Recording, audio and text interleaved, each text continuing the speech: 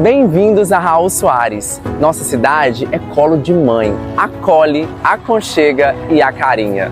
Os trilhos da nossa história se descortinam a vida de gentes do mundo todo. Nossa herança é cultural, híbrida, sincrética e sanguínea. E se comprova na sua arte, nas suas tradições, na sua religiosidade e na sua arquitetura. Povo alegre e hospitaleiro que com seu trabalho edifica o campo e a cidade. Enfrenta os obstáculos com garra e celebra a vida com festa. Aqui, a natureza abre os braços sobre as cidades. O solo é fértil, as águas abundantes e os montes insinuam linhas que nos aconchegam em seus vales. Quanta vida há no céu, na terra, nas águas. Uma mistura de sons, cheiros, sabores e valores que falam de caminhos percorridos e conquistados na construção de um povo que se faz único. Raul Soares não é uma cidade. É o estilo de vida!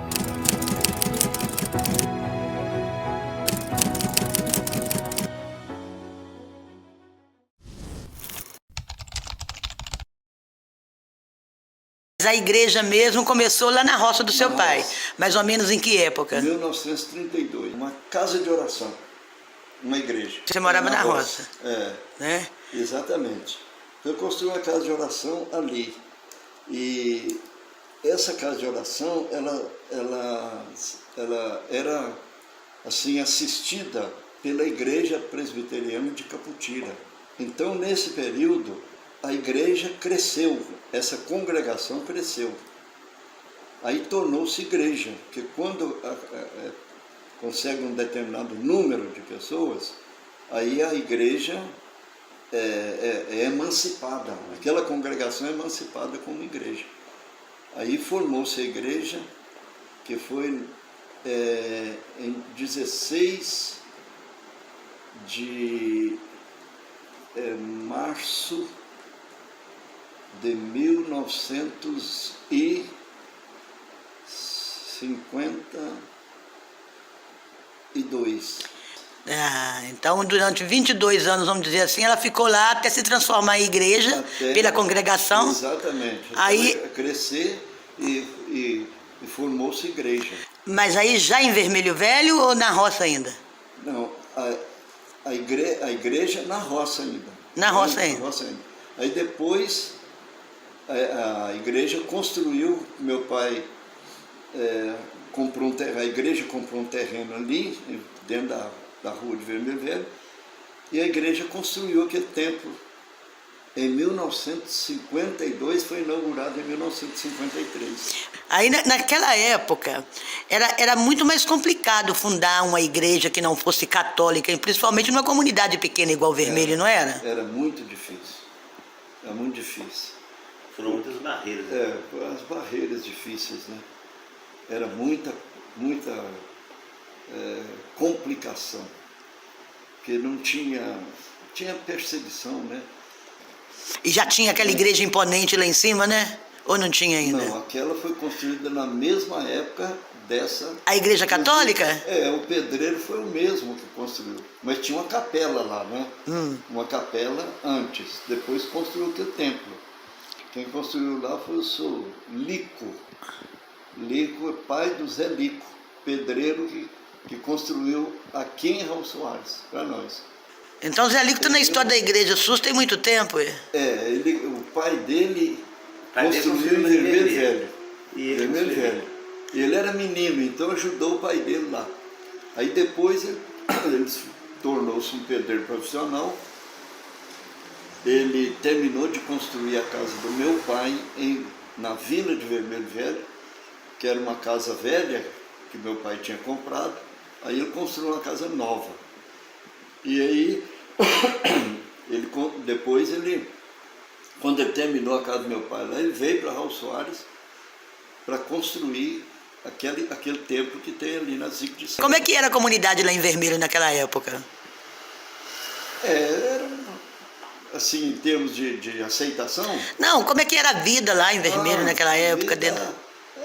uma vida mansinha, né? Muito mansinha. O povo parece que respeitava mais um ao outro e tinha muita festa. Inclusive, lá na roça, tinha festa todo ano, lá, festa de Natal, festa de aniversário da igreja, não, festa do dia do pastor. Então sempre tinha uma festa empolgante lá na roça. Era impressionante, porque na fazenda tinha aproximadamente 14 famílias, só na fazenda do meu avô.